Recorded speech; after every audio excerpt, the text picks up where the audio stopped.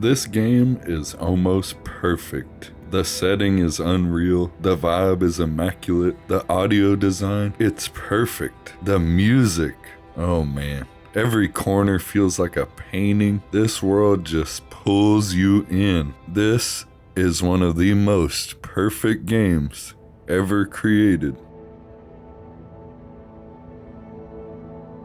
Terraria. It's freaking awesome.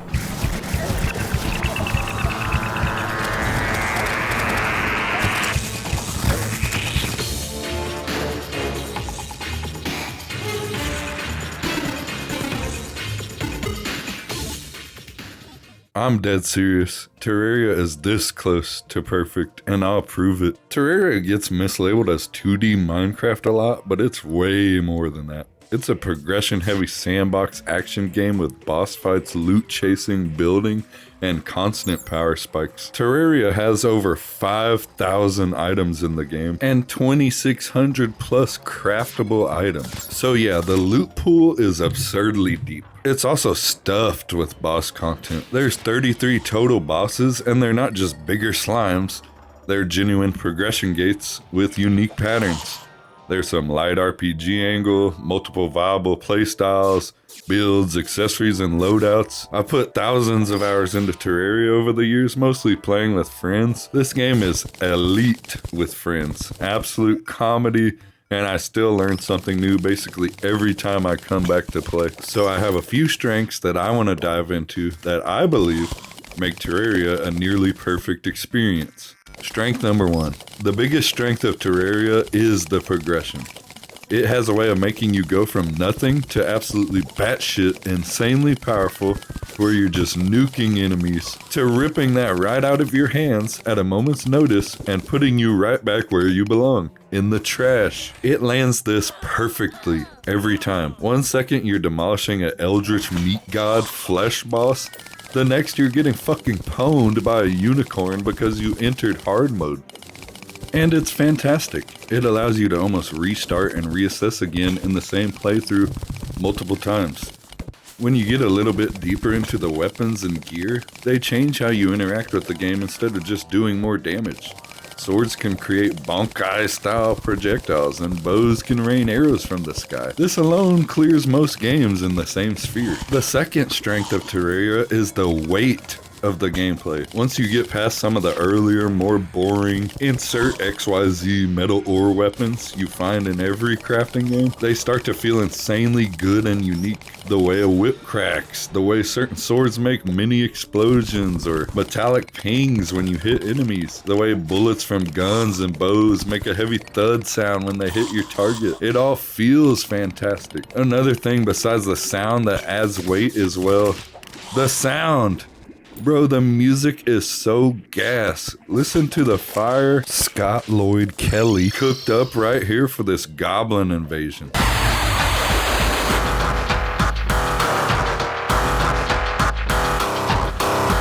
The weightiness of this 2D game unironically clears most AAA titles.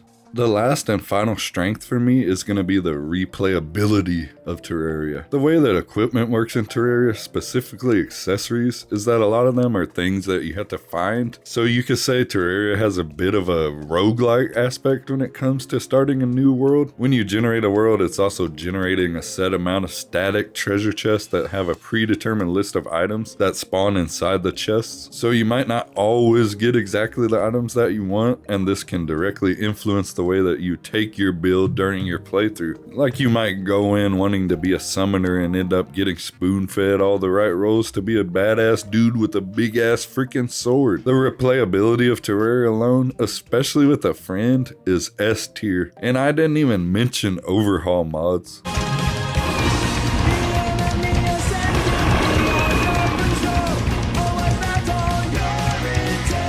Like I said earlier, I learn something new every time I come back to it. Well, Wex, if it's doing all that right, what's the problem? Why isn't it perfect? And you know what? I'm gonna go ahead and tell you guys what the problem is. The most glaring and apparent issue of Terraria, one that I simply cannot ignore, is one so grotesque, so egregious, So unfathomably unbelievable, I can't think of a single reason that justifies the developers of this game missing it. It's the fact that Terraria ends. No, I'm not being hyperbolic. Well, a little bit. The problem is that you kill some Giga Cthulhu Reborn Mega Boss at the end of the game, which is actually freaking badass. Check this shit out.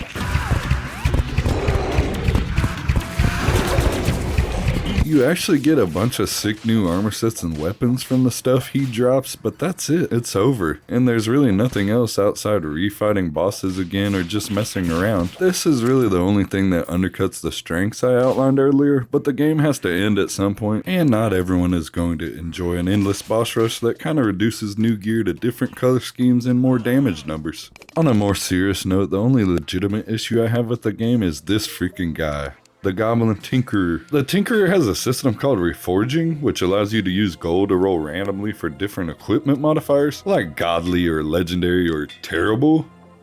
These modifiers give you different things like weapon speed, damage, mana cost, weapon size, knockback, etc, etc. It sounds really cool and it is another added layer to the game, but the problem is the legendary modifier itself. Legendary is just outright so much better than any of the other modifiers because it gives you a huge boost to all of those stats simultaneously. So the reforging system doesn't really lean far enough into playstyle as much as I would like it to. It really just kind of pushes the player to spin the wheel for legendary more than anything else. Okay, with all that being said, if I could patch the game in 3 steps, I would do these 3 things. Number 1, when I jokingly talked about the game ending earlier, I mostly mean that you get a lot of cool stuff after killing the final boss. I would swap that around to being beforehand so it plays into gearing up for the final battle. If you've beaten the game before, I bet this makes the most sense to you. Because in order to spawn the Moon Lord, you have to defeat these 4 lunar pillars, which drop materials that combine with the materials the Moon Lord drops. So you could just as well have added the Moon Lord specific material before the boss some way, since half of the required items are before you kill the final boss. It would probably just land a little better than getting all this cool stuff after the game is over. Number 2, I would change the Reforge system to be a bit more playstyle defining than it is. And what I mean by this is, instead of just searching for perfect legendary rolls where you do more damage, do something like my sword's goddamn gigantic but it's much slower, or my magic shoots really fast but doesn't do a whole lot of damage, but it costs no mana. Just things that are interesting enough for players to be able to change the way they interact with the game on another level versus everyone metamancing for legendary rolls. And number 3, honestly, I think that's it. The title of the video was about the almost perfect game after all. Why is this in the game? If you like fast, honest takes on games that are this close to greatness, go ahead and smash that subscribe button. What game is almost perfect to you? And what's the one thing holding it back?